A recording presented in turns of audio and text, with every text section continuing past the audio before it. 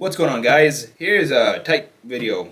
What's going on, guys? Here's a video on the trap of work-life balance. And this is really a rant. I don't have a script like I normally do, but I'll just get right into it. I think I have often heard this idea that young people say, I want to have work-life balance. And I think that's a wonderful thing. It's a wonderful thing you can romance, really. It's just like this idea of being on a vacation and sitting on the side of a beach drinking margaritas. The work-life balance really, I've always asked, what does that mean, right? It's really interesting. And you'll usually find that it's something that they've heard from someone or watched a YouTube video of some internet Instagram or influencer guy that has a 4-hour morning routine and works 3 hours on a computer and then goes and hangs out at coffee shops or takes 18 vacations a year. And the productivity aspect of it is very low, generally, when you hear these terms. And there's a book called Winning by Tim Grover. That's the guy that trained Michael Jordan, Kobe Bryant, Dwayne Wade, etc. And he said that you have three things. You have greatness, you have balance, and you have obsessed. And he said that you can't have all three in the same sentence. If you want to be great, you have to be obsessed and you have to let go of balance. And the thing that I want to really point out is that it's not permanent. It's never permanent. Nothing's permanent, really. You can never do anything permanently, because the essence of life is that things change, right? And when you take on a hard thing, say you start in this company and it's like super hard for the first year. And it is, especially if you've never worked really hard. And a lot of people think they've worked hard until they actually have to work out really hard and at a very strong, fast pace. What will happen a lot of times is that people are like in this deer in headlights, like, oh my God, this is going to kill me. But what happens is that the hard thing never lasts. It's either one of three things happens. Either the hard thing stops being hard because the time passes and you may get moved or whatever in the company. You may quit, which it'll stop, or you just get better. You become tougher. That the tough thing is no longer tough. You're stronger than it. A good example of that is when you first go to the gym, and if you've never lifted weights, the weights feel super heavy, right? But if you start lifting weights a year later, that same weight that almost killed you, that you couldn't rep 3 times, you're able to throw that thing up 30 times, right? That's generally the human body works like that. If someone's never lifted weights, that same weight a year later feels like a feather. And the same applies to hard work. It's always a temporary, and that's one thing, is just the fact that you get stronger, the thing passes. But the other thing is also the season of life that you're in. And I think there's a book called by Jim Rohn, actually, called The Seasons of Life. What season are you in? Either you're in spring, summer, autumn, fall, or winter. And what that means is that each season has to do with what you must do in that season, right? The season corresponds with your lifestyle, if you will. In spring, you should be planting. That's the time to plant. That's the time to really put in the effort, dig up the soil. In the summer, water the plants, protect your garden, make sure there's no weeds. And in the fall, enjoy the harvest. I think if you're a young person in your 20s or 30s, you're in the spring season of your life. That's the time to build. That's the time to plant. It's not the time to look for a harvest. A lot of people are out here looking for harvest when they're 23 years old. Where's my money? Well, what have you done? When did you plant? You have no plants. You have no crop. You've never put in the crop into the ground.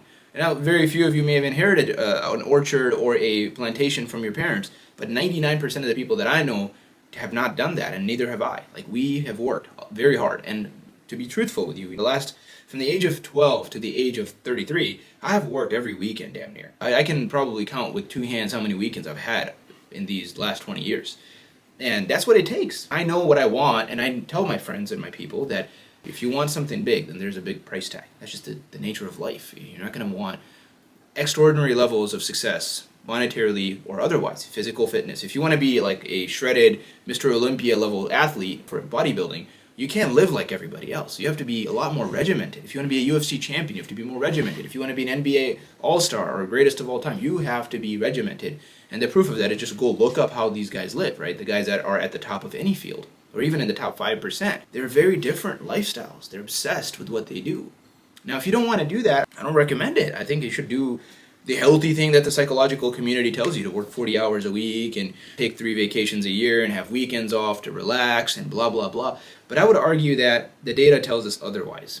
And I'll tell you 2 things. Number one, the majority of the world, in the Western world especially, people work 40-hour weeks, they take 1 or 2 vacations, they have weekends off, they have hobbies, they have friends, they go watch the game and drink a beer.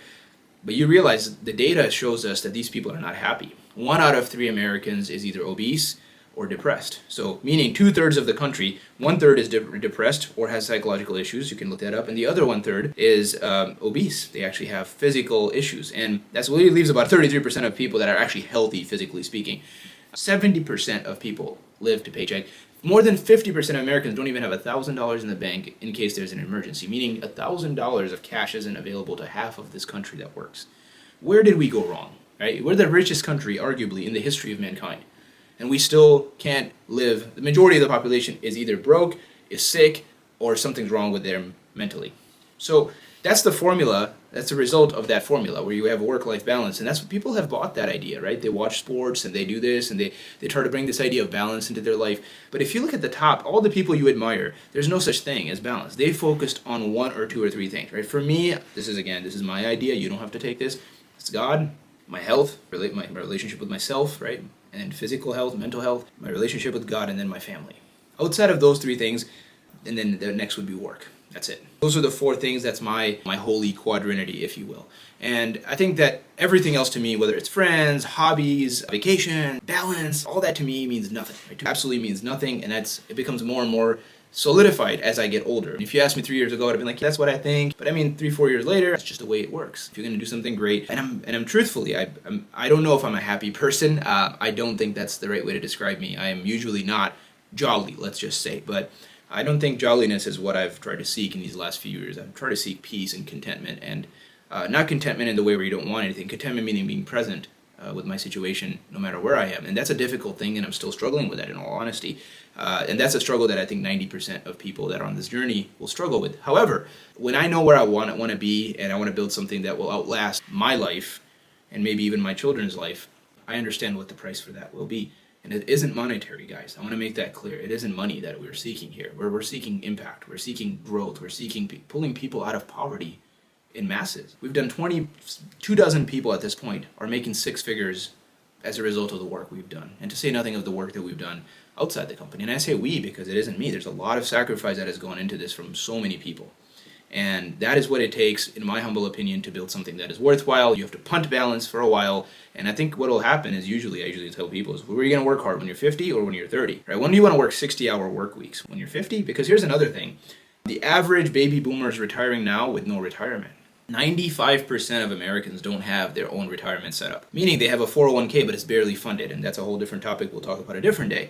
But most people are letting the government or some company take care of their old age. Good luck with that. If you got to build that yourself, which is why you got to put in the work today. So when you're 65, you're thanking your 30-year-old self, saying, thank you so much for putting the work in. So now I have to work 5 hours a week. And yes, when you're 65, I think you should work 5 hours a week and enjoy the fruits of your labor, enjoy the harvest, because then you're going into the winter or the late fall of your life. And in the winter of your life, that's the whole point. Nothing grows because you don't have the energy. You have all this energy right now. It's going to be gone when you're 50, when you're 60, when you're 70. Right? You need to use this energy not on watching Netflix and playing softball, but to build something that is going to outlast your life, let alone not even just taking care of your old age, but at the very least, build something for your old age. Don't end up like these people. Don't end up like the 95%. I beg you, do this for yourself. This isn't about Zane getting rich. Seriously, think about what's your plan. Who's going to take care of you when you're 70? Do you have a plan?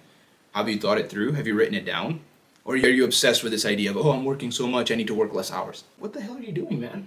There's opportunities in the fact that there's opportunities in the market for someone like you, but also opportunities because you're young and you have all this energy. You can learn, you can grow, you can change. You've got time. So anyway, I'll leave with a plea, and it's this. Put aside the next 5 years. I don't care how old you are. If you're 25 or 35 or if you're 50, put aside the next 5 years of your life saying, I'm going to do something that I'm going to dedicate my life to for 5 years. And in those 5 years, I'm just going to do this. Outside of, I said, the three things. God, myself, and my family. Outside of those three things, this will be my sole focus of life. And I'm going to wake up after 5 years and see what happens. I would even tell you try it for 6 months. If you say 6 months of focused effort and focus, and by the way, the word focus means to let go of everything else except for one thing. 6 months of that will put you 6 years ahead of everybody else, because that's what happens when you have momentum. And in 6 years of that will put you 60 years ahead of everybody else. I know that sounds crazy, but that's how the math works. Give it a shot. 6 years of put blinders on, you're going to wake up, you're going to be like, holy crap, I am more ahead than most people will ever be in their whole lives. And you might still be in your 20s. Some of our guys are still in their 20s and they're further ahead, almost unanimously, anybody who's been with us for 6 years. And this is the part that makes me super proud and more solidified on this idea that I've got nobody in the team that has been with me 6 years that isn't doing better than their parents or anyone in their family, to be truthful, actually. That's what 6 years of focus has done for them. I want you to give that a try. Try it for 6 months, put your head down and do it, and if it starts to give you momentum, then don't stop. And wake up when you're 35 or 45 and be thankful for what you've done and the effort that you've put in. And then you want to go seek balance and you want to go on 18-day golf trips, have at it. But that's where my opinion is, guys, on the work-life balance trap. Don't let that get you in. Don't be like everybody else. Believe in your mission, plan your life, stick to it, and don't let these guys make you feel bad for working all these hours because you know where you're going. They don't. That will take you very far, and then maybe you can come back and help them as well. I hope this was helpful. Thank you very much. Appreciate you guys.